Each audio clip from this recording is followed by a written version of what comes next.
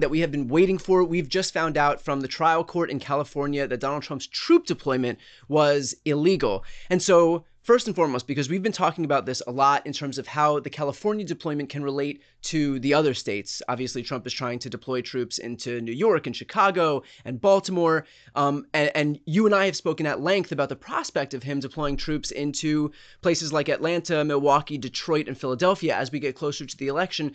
But how does the ruling here in California impact the prospect of further deployments across the country? Yeah, look, this one's for all the marbles, and kudos to Gavin Newsom and the state of California for really, betting big and going big and coming out a winner at the other end of this. I mean, you and I talked about the risks of bringing this case and the rewards of doing so. And so you point out that not only did the state of California win this case, did Gavin Newsom as a named plaintiff win this case, but that it could be for all the marbles in these other states. I mean, this is going to be an influential decision by this district court judge. It is only a district court judge in California, but an influential decision that says the president of the United States, Donald Trump, may not create a national police force out of the military and use the military in these cities effectively as his own police force. That violates the Posse Comitatus Act, which is a longstanding statute that prohibits the deployment of U.S. military in order to perform policing functions. But I need everyone to do me a favor, and I need you to watch until the end of this video because we're going to explain everything about this and what you can do to fight back. So stay with me here. Mark, is there any chance that Trump could look at his loss here and say, okay, we're not going to deploy troops to other places under the same pretext that we did it in California. We're going to try to do it under a completely different pretext because that one isn't going to work for us? Look, it is always possible that Donald Trump will evolve his tactics. And we need to be, clear-eyed about this. The fact is that one victory in one court in one state doesn't mean that Donald Trump is going to stop trying to be an authoritarian, right? That is his playbook is to be a dictator. His playbook is to deploy these troops. And he has, after this loss in California, already said he's going to do this in other places. So he has a couple of options. Number one, as you point out, he could just eat the loss in California and say, I will use a different theory, or I will have the troops doing different things. I will have them doing less police-like things. I mean, sadly, we've all seen the images in Washington, D.C. where they are mulching, which is, an absolute disgrace what Donald Trump has going on there. But, you could have them performing non-police-like functions, and then that would take this one theory off the table. Now, it doesn't mean that there are not other theories to prevent Donald Trump from doing what he wants, but it is possible he evolves his tactics. But, Brian, one of the things we have seen over and over again with this Department of Justice is that nobody in the Department of Justice seems to have the spine to go to Donald Trump and say, hey, boss, we can't do the thing the way you want it done, so let's do it this other way. Instead, what they're more likely to do is to say, nope, the judge is wrong. We can do that. We can have a national police force. We can deploy the U.S. military domestically, notwithstanding what the federal law says, because we don't think federal law applies to the president. And so it would not surprise me if they don't change tactics, but instead appeal this ruling and then, litigate this in other states where they move forward.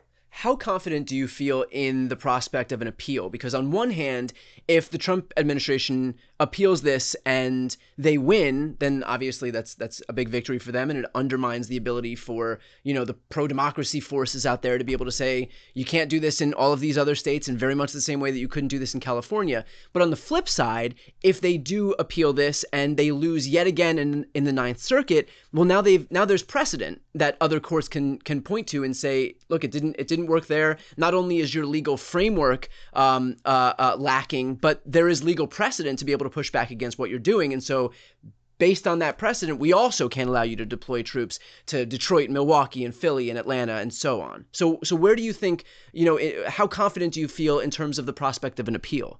Look, this is very high stakes stuff. I mean, like I said, you and I talked about this, about the stakes for Governor Newsom in bringing this case. Yeah. And remember, he won a preliminary injunction, then that got reversed on appeal in the Ninth Circuit. And then he plowed forward with this trial, and kudos to him and the lawyers in the Attorney General's office AG Bonta's folks who put on a very, very compelling case that convinced this judge. So, that's where we stand today. Now, bringing it to the Court of Appeals is high risk, high reward for the administration. As you point out, if they lose there, then they have now created a much higher, steeper mountain for them. On the other hand, if they win there, then they have created precedent that will make it harder, not impossible, for Democratic governors elsewhere to fight back. And then, of course, the big question is, if it does go to the Ninth Circuit, whoever loses, do they then take it to the U.S. Supreme Court? Because that's obviously the biggest stakes. And eventually, the Supreme Court is going to have to sort these cases out. And if you are someone who wants to stay informed on all of that, please subscribe to this channel right now. Click the subscribe button. It is sitting right in front of you. And also hit the bell to make sure that when Brian and I post other videos on this topic and everything involving democracy, you are alerted.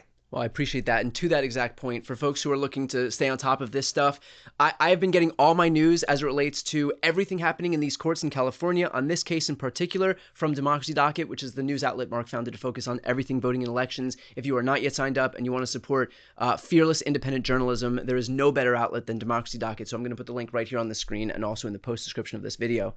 Marc, do you have any worry that a trial court, when Newsom requested that initial preliminary injunction barring the troops from coming into Los Angeles, the trial court granted it to him, but then the Ninth Circuit reversed it. Here we're in a not dissimilar situation where Newsom won at the trial court on the merits, and now in the prospect of it going up to the Ninth Circuit, we could be facing a similar scenario. And so how worrisome is that prospect for you? Look, you never take anything for granted. And, my job as a lawyer is to worry about everything. And I am sure the lawyers for the governor and the AG's office are worried about everything as well. But there are some reasons for optimism. And the biggest one is that the posture of cases matters a lot. Okay. So it is one thing for a state to go into a judge on an emergency basis and say, we need a preliminary injunction. At that point, the burden on the state to prove not just that they are right, but that they are convincingly right, and that they will suffer the irreparable harm if the status quo is that the troops stay.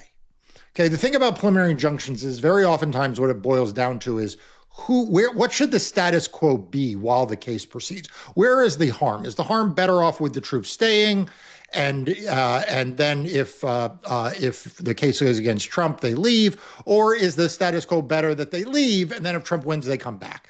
And so the Ninth Circuit, I thought wrongly, reversed the trial court, but it did so on that very deferential standard to the government, and also without an evidentiary record, right? Because you're not going to have a full evidentiary record for a preliminary injunction in a case like that, in a case like this. But now, after a trial, it's very, very different, because now what there are is findings of fact and conclusions of law.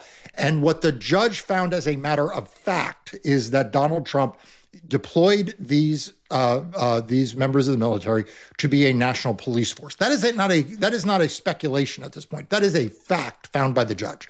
The judge also found, as a matter of fact, that they did in fact perform police functions when they were deployed.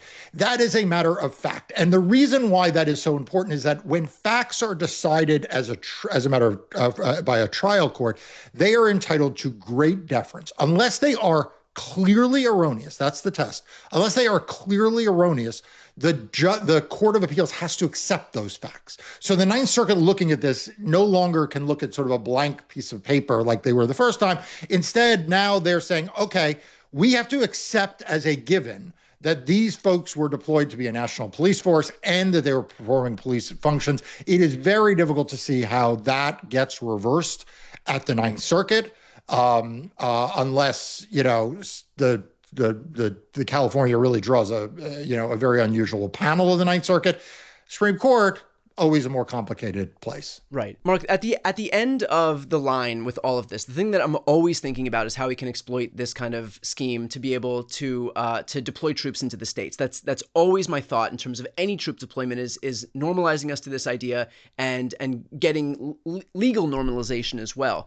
And so how could Trump look at this, see where he went wrong, and try to fix it as we head toward the 2026 election? Yeah. So first of all, I want to say for everyone watching, what Brian is saying needs to be accepted as the factual premise. Okay. Why do I say that? Because there is still, unfortunately, a debate going on within the democracy coalition that, in my view, is going to become outcome determinative, likely to the 2026 election. Where you fall on this is answered by whether or not you believe, as Brian just said, that Donald Trump is using the military to take over or to interfere in the 2026 elections. I believe that is true. Brian believes that's true. But I want to take a second to just make sure everyone watching this video understands how that is actually what Donald Trump is up to. And if you don't understand that as what is driving so much of what he's doing, then frankly, you don't fully understand why he seems to be finding a scattered shot theory here and a scattered shot theory there, right? Because like when Brian, when you say like, what if he comes up with a different theory or is there a way you can improve it? You have to ask yourself towards what end? Like why would he want to have the troops there, right? Like if he can't use them as a police force, then what does what does he want them for? And I believe, as your question assumes, that it is in part to have them in place for the 2026 election. Not that elections will be canceled, dictators love elections, but rather he wants them there as a backstop and potentially to interfere. Now, so what other avenues does that open up? Well, I mean, look, he can declare other kinds of emergencies. He can declare an insurrection, right? He can invoke what he believes is his inherent power as president to essentially do whatever he wants. And we hear him say that, like that he's the president and under Article 2 of the Constitution, he essentially can do whatever he wants. Now, I don't think that's going to get him very far in court, but it may get him places in the, not even in the court of public opinion, but in the unwillingness of some elected officials, of some politicians to put up a fight. I mean, we saw Gavin Newsom put up a fight, and kudos to him for bringing this case. We are watching as J.B. Pritzker is preparing to put up a fight, and kudos to him. But are we sure that all of the mayors and all of the governors and all of the places where he is going to want to do this, that they are ready to put up a fight? I don't mean that physical fight, but a legal fight. Are they willing to challenge this, or are we going to see in some places that Democrats will be like, yeah, come on in, Right. we'll operate under good faith? And that is really what I worry about more than what his legal theories are. All right. Well, look, all of that underscores the importance of supporting Marc and his team, elevating his voice. And so if you are not yet subscribed to Democracy Docket, I'm going to put the link right here on the screen and also in the post description of this video. If ever there was an outlet to support right now, this one's it. So again, if you're not yet subscribed, please go ahead and subscribe. I'm Brian Tyler Cohen. I'm Marc Elias. This is Democracy Watch.